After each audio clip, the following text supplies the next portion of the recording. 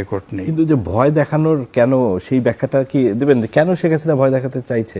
ভয় দেখাচ্ছে এই কারণে, আপনি এটা এলাস্টিসিটি আছে, ধরেন আপনি ছোট প্রাসঙ্গিক থাকতে চায় যেটা। না না না, রাজনীতির প্রাসঙ্গিক না, এটা যুদ্ধের একটা নীতি। আপনি চিন্তা করেন, যদি আপনি দুজন লোক ধরেন ইতিহাসে, শেরশাহ এবং হুমায়ুন।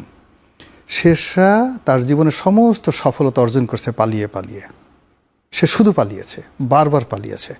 তো বারবার পালিয়ে এটা কী করছে, অনেকটা ইলাস্টিসিটির মতো করে তার যা প্রতিপক্ষ, সে প্রতিপক্ষ সে রিল্যাক্স করে দিয়েছে।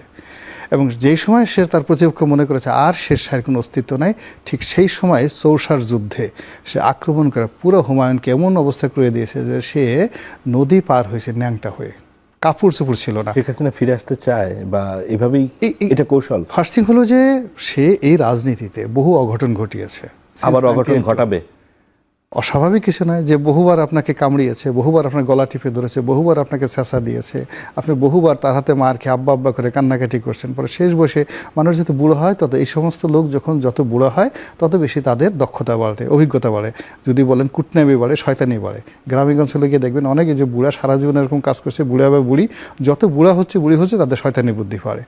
আপনার একথা মনে করার কোনো কারণ নেই। ওনার এই অভিজ্ঞতা, সারা জীবনের অভিজ্ঞতা, সারা জীবনের প্রাপ্তি, এইগুলো সব মিলিয়ে এখন সে শুধু টকবক টকবক করে ফুটছে, টকবক করে ফুটছে।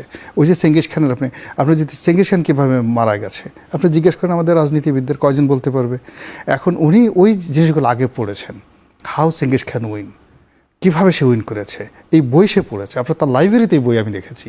তো যার জন্য আপনাকে এই জিনিসগুলো বুঝতে হবে যে তার মাইন্ড সেট আপটা কোন পর্যায়ে আছে।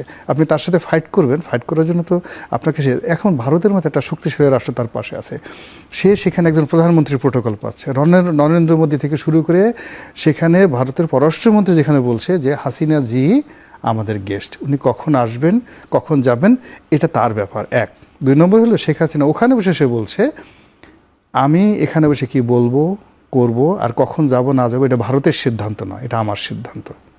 আপনি এটা কি ঠাট্টা মনে করেন? এই কথাগুলো তো ওপেনলি সেই কথাগুলো ভারতে বসে বলেছে যে আমি কিভাবে দল চালাবো, কিভাবে কথা বলবো, কখন বাংলাদেশে যাবো এটা আমার সিদ্ধান্ত, এটা ভারতের সিদ্ধান্ত নয়। তাহলে এখান থেকে তো আমাদের উদ্বেগের বিষয় আছে নিশ্চয়ই। অবশ্যই উদ্বেগের বিষয় আছে, অবশ্যই we must have a preparation.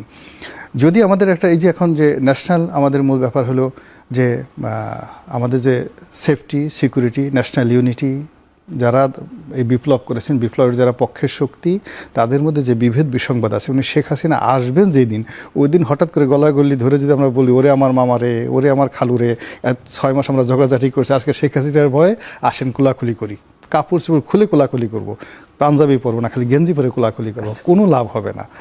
কোলাকুলি এখন থেকে করতে হবে, ফ্রম টুডে। যে উনি যে জিনিসটা বলেছে ধরে না, সে আসলো না, কিন্তু যদি এসে গেল, যদি এসে গেল, তার সঙ্গে ভারতের মধ্যে এখন কর্নেল ওলি সাহেব বলছেন সে যদি রংপুর দখল করে আমরা কলকাতা দখল করব। আমি বলছি বাবারে কলকাতা দখল করার দরকার নেই, রংপুরটা রক্ষা করেন না, এতেই যথেষ্ট হয়ে যায়। তো এই যে বাংলাদেশের যে বড় বড় কথা, পৃথিবীর 5th লার্জেস্ট আর্মি, ভারতের 5th লার্জেস্ট আর্মি, তারা এখন সব দিক থেকে তাদের সাথে আমরা যুদ্ধ করে কলকাতা দখল করব। ধন্যবাদ জনাব গোলাম মাওলা রানী। জনাব মঞ্জু, আপনি শুরুতে বলছিলেন